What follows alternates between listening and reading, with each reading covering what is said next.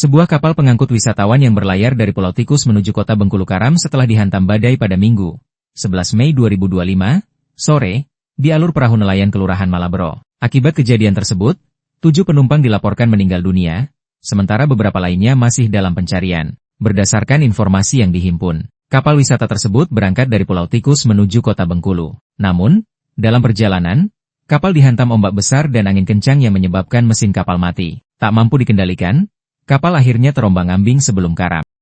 Kapal yang dioperasikan oleh Loket 3 Putra ini mengangkut total 104 orang, terdiri dari 98 wisatawan, 1 nahoda, dan 5 anak buah kapal, ABK. Data terhimpun sementara, ada 7 penumpang tewas dalam kejadian tragis tersebut. 5 jenazah dibawa ke Rumah Sakit Bayangkara Bengkulu, dan 2 lainnya di Rumah Sakit Harapan dan Doa, RSHD, Kota Bengkulu untuk proses identifikasi lebih lanjut. Baik korban yang ada di Rumah Sakit Bayangkara maupun yang ada di RSHD Kota Bengkulu semuanya sudah diberangkatkan ke rumah duka. Baik korban yang ada di Rumah Sakit Bayangkara maupun yang ada di RSHD Kota Bengkulu semuanya sudah diberangkatkan ke rumah duka.